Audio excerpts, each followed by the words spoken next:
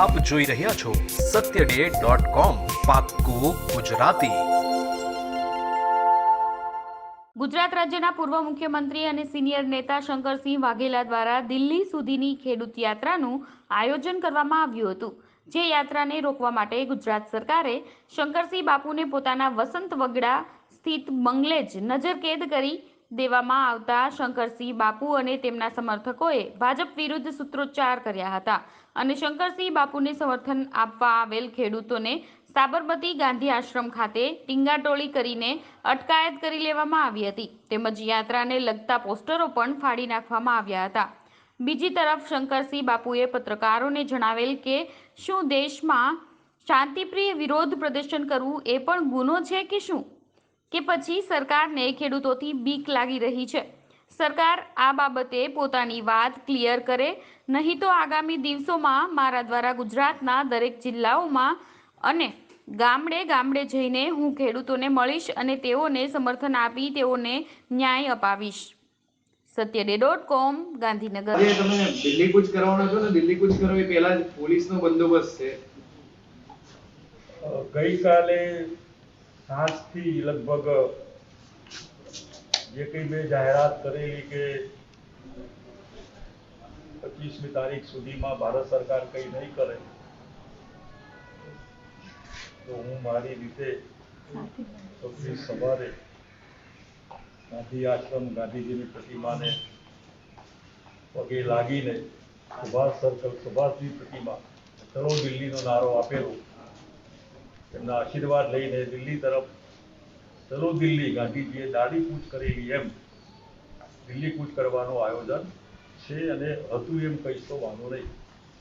કારણ કે ગઈકાલ સાંજથી જ મારા ગાંધીનગરના નિવાસસ્થાનની આજુબાજુ લગભગ ચારે બાજુ સરકારે વ્યવસ્થા કરી છે કે હું બહાર ન નીકળી શકું। 11 વાગે મારા બધા કાર્યકર્તા ત્યાં અત્યારે ગાંધી આશ્રમ હશે। રાત્રે 3 વાગે ગઈકાલે પરોઢીએ ફોન આવ્યો કે બધા ઝંડા ને બધું ઉતારી લીધું છે, પોસ્ટર લગાવ્યા છે, બધા ફાડી નાખ્યા છે, કાર્યકર્તાઓ ઉગ્ર છે બધા। તે હું સરકારને પૂછવા માંગુ છું કે શું તમારા સિવાય કોઈને તમારો વિરોધ કરવાનો અધિકાર નથી? તમે જાહેર કાર્યક્રમ કરી શકો, તમે કોઈ આ કાળા કાયદાની ખેડૂત વિરોધી જે 3 બિલ છે કાયદા બધા એને ફેવર કરી શકો, અમે વિરોધ કરીએ, તમને ફેવરનો રાઈટ છે, અમે વિરોધનો પણ રાઈટ છે, પણ આ સરકાર વિરોધનો રાઈટ પણ આપવા દેવા માંગતી નથી અને એટલા માટે લગભગ ગઈકાલે પરોઢીએ 3 વાગ્યાથી બધી ત્યાં વ્યવસ્થા અમે ન કરીએ એના માટે એ લોકોએ ચિંતા કરેલી છે। 144 છે, 144 ફક્ત વિરોધ પક્ષ માટે જ છે, ભાજપ માટે 144 નથી। 144 આર્ટિકલ જે છે તમને 144ના નીચે પકડીને અમે લઈ જઈશું ને અમે જે ઠીક લાગે એ કરીશું। આવી રીતે સવારમાં લગભગ 9:30 પોણા 10 વાગે મને સૂચના મળી કે તમને ઘરની બહાર તમે હાઉસ એરેસ્ટ છો કે બહાર જવાનું નથી। આ એક નવી સિસ્ટમ કાશ્મીર વેલીમાં જેમ બધા નેતાઓને એ લોકોએ કરેલું એવું જે નવું કેપ્ચર એડ કર્યું હોય એવું લાગે છે ગુજરાતની અને દેશની આ ભાજપની લોકશાહીમાં। એ એટલું ફેરસી પણ એટલું હું કહીશ કે ભલે આજે કદાચ સરકારે એનું મન માન્યું જે કરવું એ કરે, પણ જેવી આની મર્યાદા આની મુદત પૂરી થશે એવી રીતે જો દિલ્હી જવાનું હશે તો જાહેર કર્યા સિવાય પણ જઈશ, નહીં તો ગુજરાતના ગામડાઓમાં ખેડૂતો વચ્ચે જઈને આ કાળા કાયદા કેટલા નકામા છે એના માટે જે કંઈ કરવી પડે યાત્રા એ ગુજરાતની ખેડૂત અધિકાર યાત્રા હું પોતે શરૂ કરીશ। એટલું જ નહીં, આ ફક્ત ખેડૂતો પૂરતું નથી, આ પબ્લિક માટે છે। આનાથી હેરાન તો પબ્લિક થશે, ખેડૂત તો કદાચ પોતાનું વાવેલું છે એને ખાવાની એની શાકભાજી એનું અનાજ એને મળશે પણ પબ્લિકને નહીં મળે। કારણ કે 2 મોટા સંગ્રહખોરો જેની મહેરબાનીથી ભારતીય જનતા પાર્ટીની સરકાર દિલ્હીમાં બેઠેલી છે, અદાણી ને અંબાણી, એને નારાજ કરે એમ પાલવે એમ નથી। એટલે ગુજરાત ના જે કંઈ બહાર જે પ્રત્યાઘાતો પડ્યા છે કે બે મોટા કરોડપતિઓ બી ગુજરાતના અને 2 મોટા પોલિટિશિયન પણ ગુજરાતના, એ ગુજરાત બદનામ થાય છે। હું એટલું કહીશ કે ગુજરાત ભાજપના ઘેર ખીરો મુકાયેલું નથી, ગુજરાત ગાંધીજીનું છે, ગુજરાત સરદાર સાહેબનું છે ને આવા ગુજરાતને ગમે તે રીતે આ લોકોના હવાલે ન રખાય માટે જનમત જાગૃત કરવા માટેની જે વિધિ છે તમામ કરીશું અને લગભગ આજે 7 સુધીમાં મને ખબર પડશે કે મારે આવતીકાલથી શું કરવાનું। જરૂર પડે દિલ્હીનો જે મારો રાજઘાટનો અનશનનો પ્રોગ્રામ હતો એવું ગુજરાતમાં શરૂ કરીશ।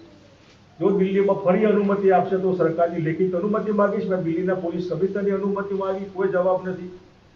આજે કાર્યક્રમ કરવાનો તો એનો પોલીસ કમિશનરને પત્ર લખ્યો છે, એનો પણ કોઈ જવાબ નથી ને પીઆઈએ ના પાડી કે ભાઈ સાહેબ આમાં કોઈ કોમ્પ્રોમાઇઝ નહીં કરી શકીએ. ત્યાં સુધી કે ગાંધીજીની પ્રતિમાના દર્શન કરવાની પણ અનુમતિ નહીં. ગાંધીના ગુજરાતમાં ગાંધીજીની જે હાલત થઈ છે આપણે સમજીએ છીએ. જે કંઈ હોય કમવોટ મેં આવતીકાલે બધા નવી દુનિયાનો નવું વર્ષ આવી ગયું છે, એમાં નવા નિર્ણયો અને નવા નિર્ણય કરીને પ્રજા વચ્ચે જવાનો કાર્યક્રમ કરવો પડશે. બાબુ, વિજયભાઈ ગુજરાતના મુખ્યમંત્રી વિજયભાઈ એવું કહે છે કે તમે મીડિયામાં રહેવા માટેના પ્રયત્ન કરો છો, બધા નાટક કરો છો. આવું ગઈકાલનું એમનું નિવેદન. એમને જે કહેવું છે કે તમને ખબર છે કે મેં કેટલા વખત પછી મીડિયાને મળેલો.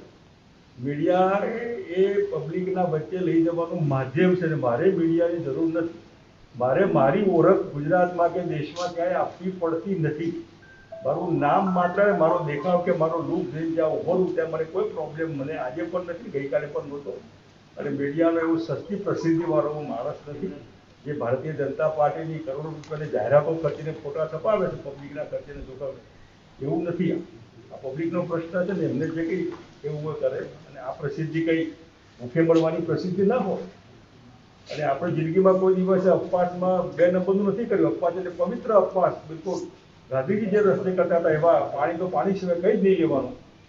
આવું એ લોકોને બી ખબર છે, મને એમાં ભાજપને ખબર છે, બધા મિત્રોને ખબર કે જ્યારે આપણે કરતા હોય ત્યારે એમાં બીજી વખત નથી હોતી.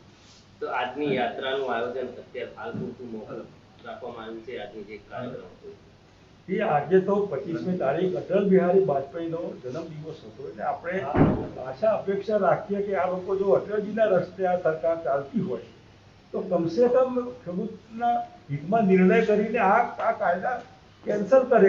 ફરી પાછું બધા વિશ્વાસમાં લઈને મૂકવા હોય તો મૂકે. ખેડૂતોના ભલાની વાત હતો, ખેડૂતોને કહેવા જોડે.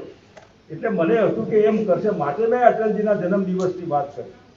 અને એમાં કઈ જો એમને તો રસ જ નથી અટલજીના જન્મદિવસનું હોય કે ભાઈ એમને તો એમના જન્મદિવસનો જેટલો રસ હોય એટલો કોઈનામાં રસ ના હોય. બહુ સ્વાભાવિક છે.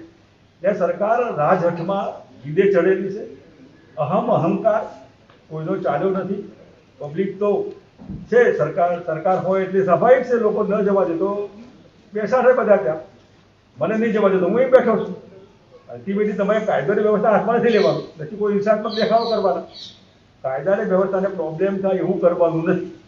ત્યાં જે કંઈ બધા બેઠેલા છે એ ખેડૂતો ફક્ત પંજાબ હરિયાણાના હોય, આખા દેશના ખેડૂતો. અને આ પ્રશ્ન ફક્ત ખેડૂતોનો નહીં, આખા દેશનો ન હોય, પબ્લિકનો પ્રશ્ન છે. આ લોકો સમજે કે આ કાળા બજારમાં ડુંગળીને બટાકા જે 90 રૂપિયા 100 રૂપિયા દાળ 250 રૂપિયા મળી એના બદલે 500 રૂપિયા બી નહીં મળે. બધા ગોદામમાં ક્યાં જશે અનાજ બધું અદાણી અંબાણીના કે 1.5-2 વર્ષ પહેલા બની જશે. આ કાયદો તો હમણાં બનાવ્યો, એનું ઇન્ફ્રાસ્ટ્રક્ચર 2 વર્ષ પહેલા બની ગયું છે. જીઓના થેલા બની ગયા છે, અદાણીના ગોડાઉન બની ગયા છે, હજારો ટન અનાજમાં એવું. આખો દેશ ખાય તો વધે એટલું બધું અનાજ એમના ભંડારોમાં જવાનું. નામ છે ખાલી FCI. ઓકે.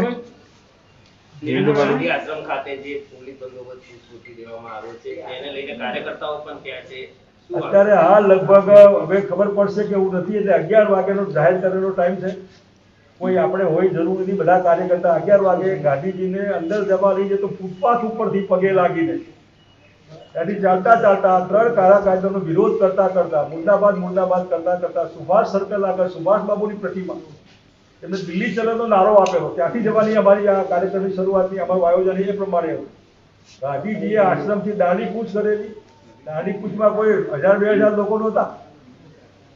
ઇમરજન્સી હતી, એમાં ભાજપના કે RSSના 4-5 લાખ લોકો જેલમાં નહોતા ગયા. આ પ્રતિક કાર્યક્રમ હોય માટે મારા 100 કાર્યકર્તા મિત્રો સાથે ટીમ બનાવી દરેક આઈ કાર્ડ આપેલા. એ 100 કાર્યકર્તાને મારે કહેવું પડશે કે તમે 11 વાગે ગાંધીજીના દર્શન કરીને નીકળો ફૂટપાથ ઉપરથી. તમને જે અરેસ્ટ કરે જે કરે ના હોય તો તમે દિલ્હી જવા દે તો જજો. સામાન લઈને બધા બેઠેલા. આ બી સામાન પેક કરીને હું આવ્યો છું 10 દાડો, મિનિમમ 10-15 દિવસ. અને બધા મિત્રોની બેગ ને બધું ગાડીઓમાં ભરેલું છે અત્યારે. એ તૈયારીથી આવવાનું છે. 10 ઓછા 10 દિવસ ઠંડીમાં સહન કરવાની તૈયારી એ લોકો આવે. એ આપણે કહીશું 11 વાગે ત્યાંથી નીકળીને પછી એમ જે સરકાર જે કરવું કરે સરકારે કરવાનું, આપણે કરવાનું.